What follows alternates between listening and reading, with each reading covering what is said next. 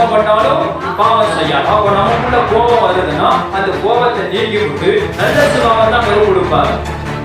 வாயிலிருந்து கெட்ட வார்த்தை ஒன்றும் புறப்படக்கூடாது. வாயில புறப்படுது அப்படின்னா அதுதான் கெட்ட சுபாவம், கெட்டு போன பொருள். அந்த பொருளையும் அந்த காரியத்தை நீக்கி கொடுத்து ஆண்டவர் என்ன சொல்றாரு, நீ எல்லாரையும் ஆசீர்வதிக்கிறவனா, எல்லாரையும் மனிதர்களை பிடிக்கிறவனா ஒன்னு ஆண்டவர் மாத்துவார்.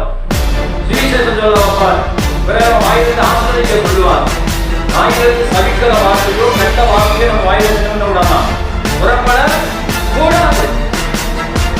அப்ப பழுது இருக்குல்ல, பழுது ஆயிடுச்சுல, அந்த பழுதை தீக்கணும்னா நம்ம ஆண்கிட்ட போய் உட்கார்ந்து சொல்றோம், தெரியுமா தெரியாது நம்மளுக்கு கண்டிப்பா சொல்லுங்க.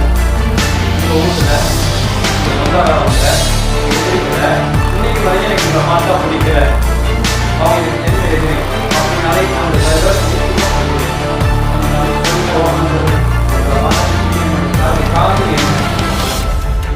ஆண்டவர் சொல்றாரு, சத்துருக்களை இது என்னது பழுது பார்க்கப்பட்ட ஒரு இருதயம்.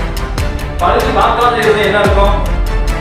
சத்துருக்களுக்கு மேல பகையாயிரு, இன்னும் வெறுப்பாயிரு, இன்னும் அவங்க மேல கோபப்படு, இன்னும் அவங்க மேல பரவப்படு, இன்னும் அவங்க மேல எரிச்சலாயிரு, இன்னும் அவங்க வம்புவட, இன்னும் சண்டை போடு, இன்னும் அவங்களோட பேசு, இன்னும் அவங்க மேல என்ன பண்ணு, நாலு கெட்ட வார்த்தைய போட்டு தள்ளு. இது போதும். இதுதான் பழுது.